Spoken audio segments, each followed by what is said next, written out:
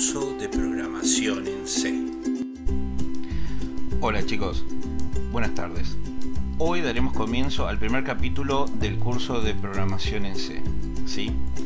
Ahora bien, ¿de qué tratará este capítulo? Este capítulo tratará de una serie de fundamentos que vamos a tener que tener en cuenta o conceptos a la hora de programar. ¿Para qué? Para evitar la mayor cantidad de errores posibles.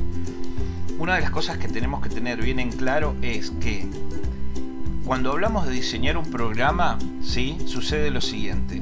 En primer caso o en primera etapa lo que hacemos es realmente diseñar el algoritmo, pensar el algoritmo y posteriormente implementar el algoritmo. A eso le llamaremos diseñar un programa. ¿Por qué uno les dice esto? Porque para los que no tenemos una vasta experiencia en programación cotidiana, ¿sí?, es necesario hacer lo siguiente. Primero, sentarse a pensar cómo vamos a diseñar el algoritmo. Y segundo, cómo lo vamos a implementar en el código que utilizaremos. En este caso, C. En C tenemos unas 32 palabras dedicadas. Sabiendo la definición, sabiendo el porqué de cada una de esas palabras, se nos allana muy fácilmente cómo podemos hacer nuestra programación. Es por eso que, por ejemplo, dentro de estas palabras como son do, while, else, long, while, void, signed, unsigned, ¿sí?, sabiendo las características y la definición de estas palabras, nosotros lo que podemos hacer después es combinarlas, aprender a combinarlas y vamos a escribir nuestra sintaxis, ¿sí? Cada vez que nosotros escribimos una línea de programación en C, ¿sí?, le llamaremos sentencias o instrucciones. Bien, entonces, dentro de nuestros conceptos básicos, ¿sí?, una sentencia o una instrucción de un programa es una orden, ¿sí? ¿Cómo trabaja el programa C con respecto al hombre-máquina? ¿Sí? Bien, nosotros tenemos lo siguiente. C es un lenguaje de alto nivel. Primero, como ya vimos en el capítulo anterior, ¿qué quiere decir alto nivel? Que interpreta muy fácilmente lo que es el habla nuestra, el lenguaje humano, a la programación. Prácticamente no tiene una discordancia grande, sino que es bastante directo la manera de hablar de nosotros a la manera de programar. Eso lo que facilita es que se aprende rápidamente y uno lo pueda entender mejor.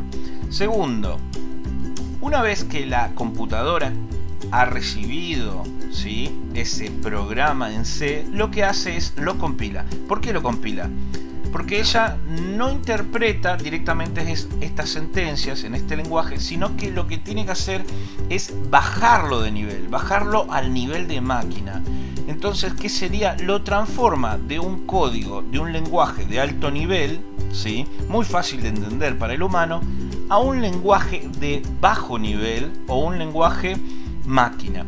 Este lenguaje máquina, ¿sí?, lo que hace es directamente transformar estas sentencias en bits, ¿sí? Y a través de estos bits son los que ingresan al microprocesador, ¿sí?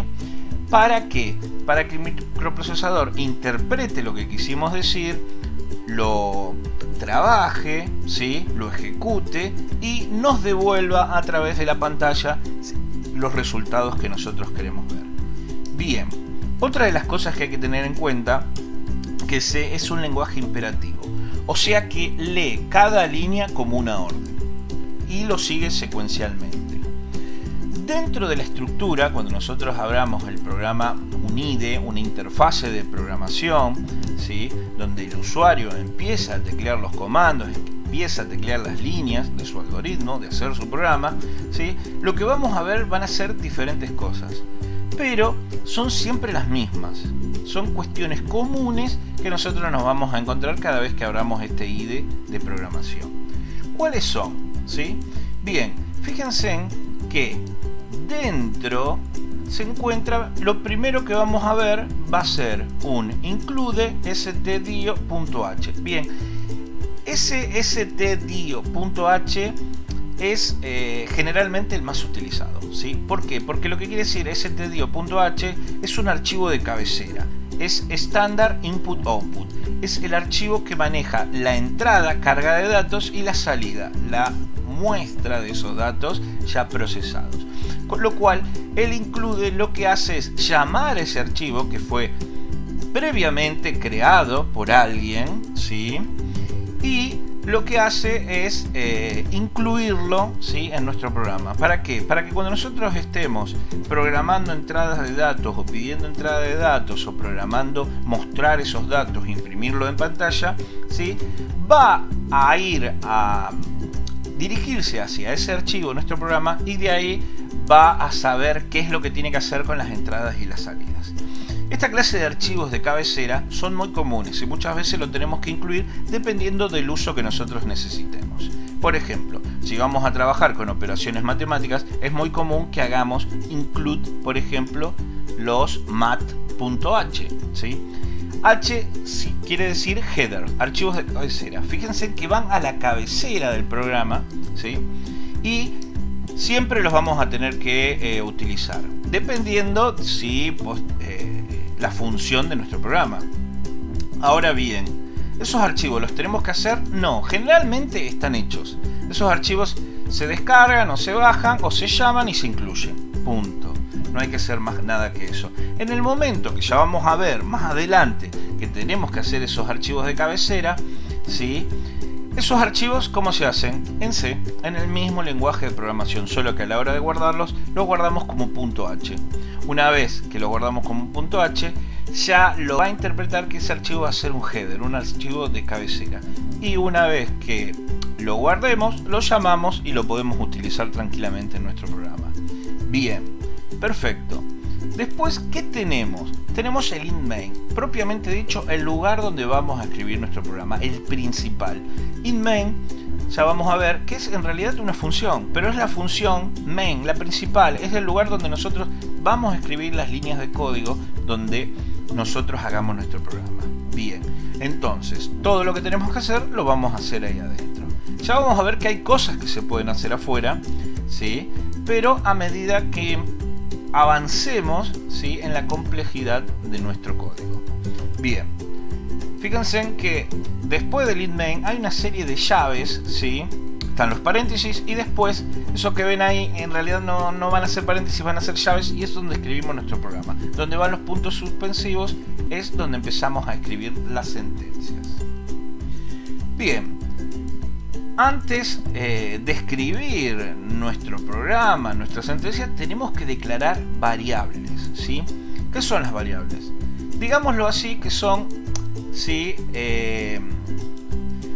los diferentes datos que vamos a utilizar, ¿sí?, tanto para cargar como para recibir la información.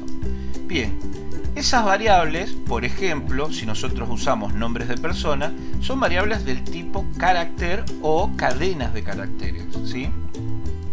Y lo tiene que interpretar como un dato, ¿sí?, alfabético. Ahora, si es un dato del tipo numérico, pueden ser numéricos negativos y positivos, ¿sí?, o solamente enteros positivos, ¿sí?, o pueden ser también con decimales, la cantidad de decimales que nosotros querramos por si necesitamos hacer cálculos muy precisos. Entonces, dependiendo del tipo de dato por el programa que tenemos que hacer, ¿sí?, y de la precisión o del dato, bien, nosotros debemos definir esas variables. Entonces ya veremos los diferentes tipos de variables que hay para definir. Ahora, ¿qué tiene esto de importante a la hora de definir variables? El tamaño.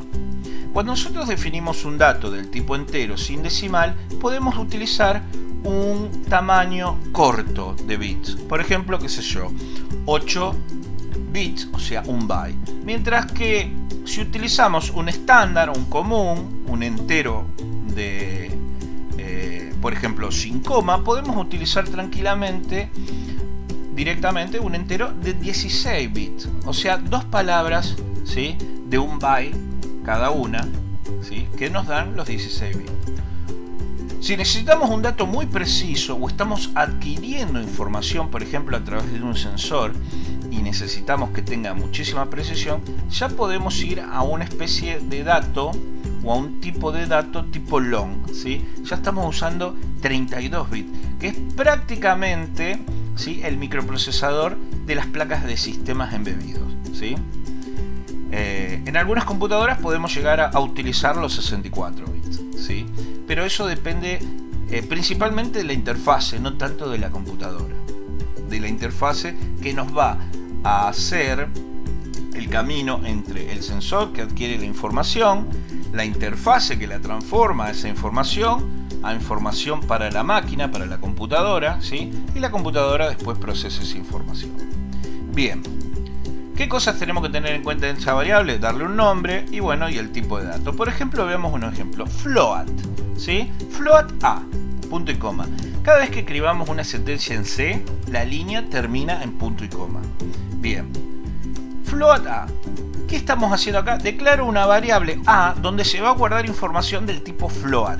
¿Qué quiere decir float? Flotante. ¿Y por qué flotante? Porque seguramente van a ser números con coma, ¿sí? Float admite números con coma, ¿sí? Bien, cuando ustedes vean una barra invertida, un asterisco y que termina en asterisco, barra invertida nuevamente, se utiliza para dejar comentarios. Para dejar comentarios que no lo interpreta como programa. El programa no lo ve, los pasa por alto. Lo que sí lo ve es nosotros, el humano, ¿sí? Porque son comentarios. Entonces el programa al no verlo, no trabaja, no tira error, ¿sí? Pero a nosotros nos ayuda a escribir código. Bien, int b, int de integer, entero, ¿sí? Nosotros estamos declarando un número, ¿sí? O una variable b, le damos un nombre cualquiera, ¿sí? Donde ahí posteriormente ya nos reservamos un lugar, un espacio, ¿sí? Que después va a ser utilizado en la memoria, va a ser utilizado para el procesamiento, un espacio, por ejemplo, de 16 bits, donde guardaremos ese número entero, ¿sí? Bien, ese número entero que podremos guardar, 16 bits, nos puede llegar a alcanzar, ¿sí? Si nosotros utilizaríamos un número con coma y muchísima precisión, es posiblemente que se nos desborde y perdamos precisión. Es por eso que ahí pasaríamos un float o a un long, ¿sí? Bien. Ahora veamos. Después lo que hicimos fue, a la variable b, que era una variable del tipo entera, le asignamos la a, ¿sí? El número real. Bien. Cuando hacemos asignación, le ponemos ese igual. Veamos acá un ejemplo, ¿sí? Nosotros abrimos un archivo nuevo, empezamos a teclear código. Lo primero que hicimos, como siempre, para poder trabajar con entradas y que nos devuelva resultados, salidas, ¿sí? Incluimos la librería stdio.h. Posteriormente lo que hicimos fue escribir un comentario con doble barra invertida que se llama declaración de variable global, ¿sí? El entero.z, punto coma. El int z, punto coma, lo que hicimos fue crear una variable del tipo entera, ¿sí? Que la llamaremos z. Posteriormente ya entramos, fíjense que ya entramos en el programa donde empezamos a escribir el código en C, que se llama int main, ¿sí? Dentro de la llave ya empezamos a escribir las variables. Entonces, entero, x, y, lo que hicimos fue declarar localmente, porque estamos dentro del programa, dos variables del tipo entero, x e y.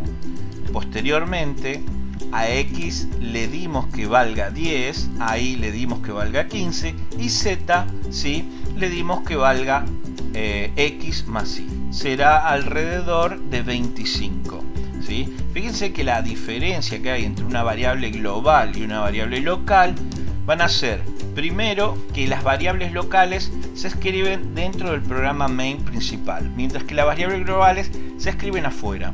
La variable global va a existir, ¿sí? Desde que se inicia hasta que se apague el programa, mientras que las variables locales pueden estar dentro de una fórmula. En este caso, bueno, nuestro programa es solamente eso de corto, pero pueden estar dentro de una fórmula y se terminan de limpiar después que pasó esa etapa, ¿sí? Y si tenemos otros pasos, puede ser que ya no tengan el dato manteniéndolo, ¿sí? Mientras que la variable global existe en las diferentes etapas del programa porque está por fuera del programa. Bien, veamos un poco temas de variables, ¿sí? Algunos ejemplos. Char. Char es una variable comúnmente utilizada para guardar un dato del tipo carácter, ¿sí? Del tipo carácter, del tipo letra, o se puede ser un número pero que lo toma como carácter, ¿sí? Int es un dato del tipo entero. Número. Float es punto flotante, quiere decir números con coma. Doble es doble flotante. ¿Qué quiere decir? Que es un mayor rango, ¿sí?, del doble de espacio para guardar datos que un float, ¿sí? Números con coma, pero de mayor tamaño, ¿sí? El void generalmente se usa para especificar que va vacío, que es vacío, que no tiene nada, ¿sí? Entonces fíjense, float a, int b, c, es lo que estamos haciendo es creación de variables, ¿sí?, del tipo entero, b, c. Cuando le ponemos coma, lo que nosotros, en lugar de escribir int b, punto y coma, int c, lo que podemos hacer es crear en una línea todas las variables del mismo tipo, ¿sí? Después creamos una variable del tipo carácter, que se llama carácter, ¿sí? Char es el tipo de variable, y carácter se llama, coma, otro, guión bajo, carácter. O sea, creamos dos variables del tipo char, del tipo carácter. Una se llama carácter y la otra se llama otro carácter, ¿sí? Otro tipo, tenemos el signed, ¿sí? Tenemos el unsigned, ¿sí? Unsigned, sin signo, ¿sí? Sin signo quiere decir que podemos tomar negativo y positivo. Signed con signo. Long, ¿sí?, es una variable del tipo doble, largo. Short es una variable del tipo corto, ¿sí? ¿Por qué tenemos variables unsigned o tenemos variables signed? ¿Sí? Por ejemplo, en una variable del tipo unsigned, ¿sí?, sin signo, solo admite los valores positivos. No admite los valores con signo negativo. Y las variables del tipo signed admite tantos positivos como negativos, repartiendo el tamaño de esos bits mitad en positivos y mitad en negativos. ¿Qué quiere decir eso? Bien, ahora lo vamos a ver con un ejemplo. Permítanme un segundo, ¿sí? Bien, lo vamos a demostrar mediante una pizarra. ¿Se acuerdan que, por ejemplo, 8 bits, ¿sí?, es un byte, es una palabra de un byte? Por lo tanto, un byte tiene 8 posiciones, ¿sí? Fíjense en la pizarra. 1, 2, 3, 4, 5, 6, 7, 8. El menos significativo empieza en la posición 0 y el más significativo llega hasta la posición 7. Esas serían las 8 posiciones. Recuerden, los positivos de decimales binarios pasados a decimales empiezan desde el 0, ¿sí?, en adelante. Y se cuenta el 0 como una posición. Para saber cuántos valores decimales, recuerden, 2 elevado a la 8, ¿sí?, nos termina dando 256. O sea que 8 bits pasado a decimal empieza en 0 y termina en 255. Eso nos termina dando, ¿sí?, las 256 posiciones. Pero bien, también tenemos 16 bits, ¿sí?, que son dos palabras de un byte. Entonces lo que tenemos que hacer, ¿sí?, es tomar, ¿sí?, nuestras 16 posiciones y eso elevarlo a la 16, ¿sí? Entonces lo que tendríamos que hacer es 2 elevado a la 16. Recuerden, ¿sí? Entonces vamos a hacerlo.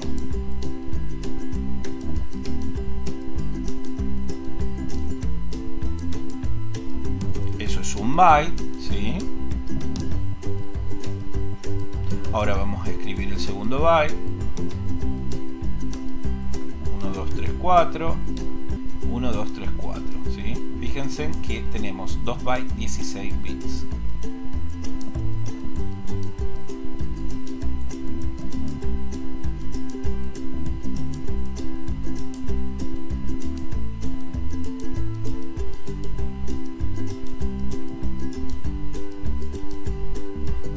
Vamos a calcular, ¿sí?, es cuántos valores decimales, ¿sí?, es 2 a la 16, o sea, posiciones en decimales.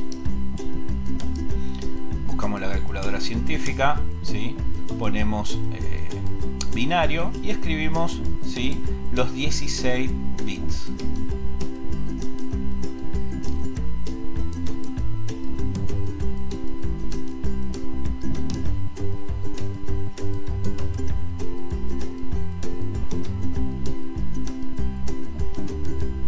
Ahí tenemos 8. Fíjense que llegamos a 255, ¿sí? De 0 a 255 son las 256 posiciones.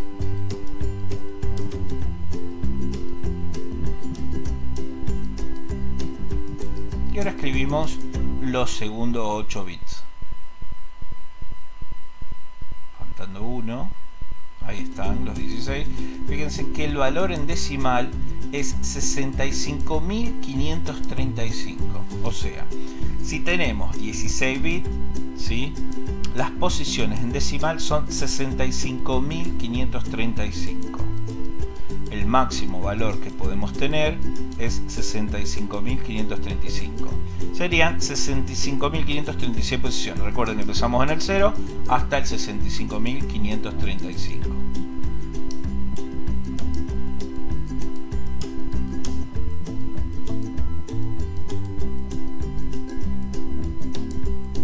Ahora bien, ¿se acuerdan cuando hablamos de números con unsigned o signed, números con signo o sin signo, que unos solo tomaban valores positivos y otros tomaban valores positivos y negativos? Bien, los valores que toman positivos y negativos, ¿cómo se calculan? Se calculan calculando el máximo valor decimal, ¿sí?, según la cantidad de bits. Si es 8, 256, si es 16, 65.536. ¿Y qué hacemos? Lo dividimos dividido 2. Eso nos da que mitad de esos valores pueden tomarse negativos, si es con signo, y mitad de esos valores positivos. Si no sería con signo, si serían sin signo, ¿sí?, solo valores positivos, la totalidad de esos valores es de 0 a 255 o de 0 a 65.535. Pero cuando tenemos con signo negativo, mitad es negativo, mitad es positivo. Por lo tanto, hacemos ese 65.536 dividido 2, ¿sí?, y recuerden, nos va a dar un número redondo, ¿sí?, par, pero en la parte positiva empiezan en el 0, con lo cual, ¿sí?, en la parte positiva tiene un número menos, digamos, ¿sí?, que la parte negativa. Si hacemos 65.535 dividido 2 nos da 32.767, ¿sí? Entonces tenemos 32.767 en un lado, ¿sí?, y tenemos, fíjense, 32.767 en un lado, la parte positiva, y menos 32.768 en la parte negativa, ¿sí? Fíjense en la tabla. Fíjense lo siguiente. Le había dicho que 8 bits, ¿sí?, son 256 valores o posiciones que puede tomar, ¿sí?, en binario. Si nosotros tenemos, recuerden que era de 0 a 255, fíjense, el unsigned char, ¿sí?, el carácter sin signo, solo los que admite positivo, en 16 bits, ¿sí?, el unsigned, ¿sí?, el sin signo, el carácter sin signo, solo toma valores de 0 a 255. Ahora, el signed char, el que puede tomar negativos, tiene que tomar esos 8 bits, dividirlo 2, y fíjense, de 0 a 127 tenemos 128 posiciones, y después tenemos del menos 1 al 128. Entonces vamos desde menos 128 hasta el 127. Ahora, si es un entero, ¿sí?, si es un entero, puede tomar, ¿sí?, para 16 bits esos 75.000, ¿sí?, y pico de valores que dividido 2 nos da, recuerden, 32.767. De 0 a 32.767 son esos 32.768 posiciones para los positivos, y de menos 1 a 32.768 es la otra mitad que se los asignamos a los negativos. Bien, eso es para 16 bits. Si es para 32 bits, ahora el número es mucho más grande, es 2 a la 32, y ahí tenemos que dividir mitad para cada lado. Recuerden que la mitad en la parte positiva empieza del 0, con lo cual el número final es 1 menos que en la parte negativa, ¿sí? Ahora bien, fíjense lo siguiente. ¿Por qué el chart, ¿sí?, que es Signed, o el unsigned chart, solamente tiene 255 posiciones? ¿Sí? Ya sea si es signed o es unsigned, ¿sí?, en realidad siempre tiene de 0 a 256 posiciones, al margen de que sea de 16 bits o de 32 bits. ¿Por qué? Porque ya la variable carácter, no importa el microprocesador que tengamos, ya la variable carácter es de 0 a 255, ¿sí? No importa si utilizamos 16 bits o si usamos 32 bits. Siempre la variable carácter es 256 posiciones. Si es con signo, la dividimos en 2 y una mitad es negativo y una mitad es positivo. Si es sin signo, son solo los 255 valores que puede tomar, ¿sí?, en positivo, comenzando con el 0. Bien. Ahora, si usamos un entero, ¿sí?, ahora el entero sí lo podemos trabajar en 16 y 32 bits. ¿Por qué es esto?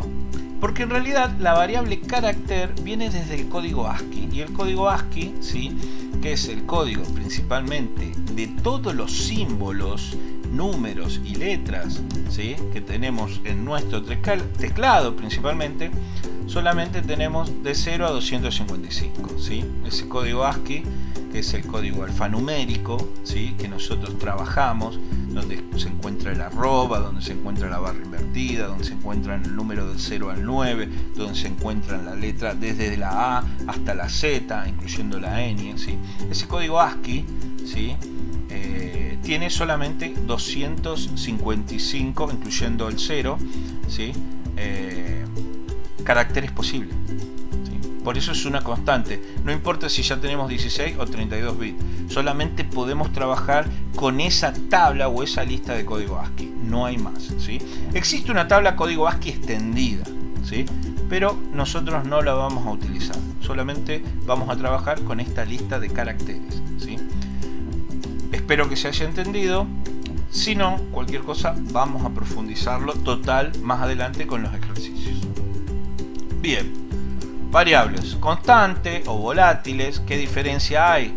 Que la variable constante, cuando la definimos, ¿sí?, se va a mantener en todo el programa, ¿sí? Una variable volátil puede ser reseteada, erased, eliminada, ¿sí?, cambiada en algún momento.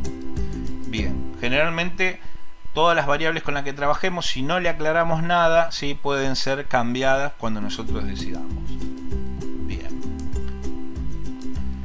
Tenemos constante de barras invertidas, ¿sí?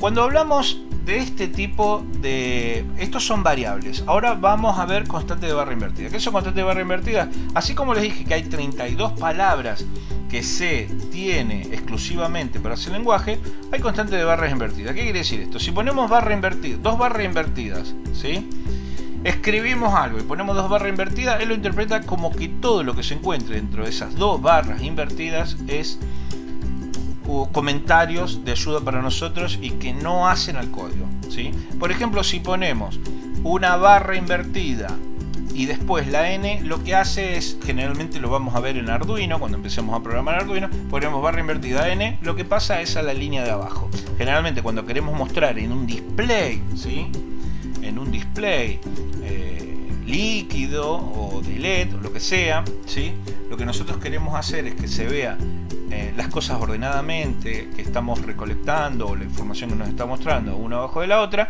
¿sí? Generalmente lo que hacemos es que nos muestre esa variable barra invertida n y pasamos a la siguiente, y así nos muestra ordenadamente. Es una manera de tabular. Entonces generalmente estas barras invertidas, si bien no son palabras exclusivas, pero estas barras invertidas con una letra a continuación, lo que hace es un ordenamiento de la información, ¿sí? Bien. ¿Qué otras cosas vamos a tener en C? Bueno, nuestros operadores matemáticos, la suma, la resta, la división, la multiplicación, ¿sí? Cosas que tenemos que tener en cuenta, que si son doble más, va a incrementar, ¿sí?, en el número que le pongamos. Si es más, ¿sí?, va a incrementar siempre en 1, si es menos, va a decrecer siempre en 1. Ya vamos a ver cómo utilizarlo, ¿sí?, porque siempre la combinación de estos símbolos nos dan nuevas funciones. Los operadores de relaciones y los operadores lógicos, como el igual, el mayor que, o menor o igual que, ¿sí? Nosotros cuando utilizamos un signo igual, esa asignación, le damos a una variable el valor que nosotros queramos. Ahora, cuando usamos dos signos igual, uno seguido del otro, lo que estamos haciendo ahí sí es una comparación. Recuerden eso porque puede tener problemas, pero a medida que empezamos a programar ya nos va a salir mucho más fluido, ¿sí? Si es el signo de admiración, ¿sí?, que cierra, y el igual, lo que estamos haciendo es que sea distinto, ¿sí? Este es distinto que esto. ¿Cómo lo decimos? En lugar de poner, ¿sí?, igual, ponemos el signo de admiración cerrando y el igual. Eso quiere decir que es un igual negado, o sea, un distinto. Bien, y la bibliografía que les recomiendo, acá hay una serie de libros, 4 les dejé: Lenguaje C, de Vicente Bonet de Esteban, Fundamentos de Programación, Piensa en C. Uno de los libros que yo me rijo mucho es por mi alma mater, la Universidad Politécnica de Valencia, Diseño e Implementación de Programas en Lenguaje C, ¿sí? Y después, si no, se encuentra Cómo Programar en C y C++, que son de Deitel, padre e hijo, también muy bueno y muy recomendable. No obstante, toda la información de C que ustedes necesiten se encuentra publicada enteramente en la red. Tienen un montón de libros a su disposición si se quieren ayudar o si quieren profundizar. Bien, en el video próximo lo que vamos a hacer va a ser directamente buscar nuestro IDE, nuestra interfase de programación. Vamos a buscarla, vamos a descargarla, ¿sí?, y vamos a hacer nuestro primer ejemplito como para empezar a aprender a utilizar nuestro IDE de programación en C. Ya a partir de la próxima clase seremos más práctica y todas las clases de ahí en adelante aprenderemos directamente programando. Muchísimas gracias y nos vemos en el próximo capítulo de este curso de programación en C.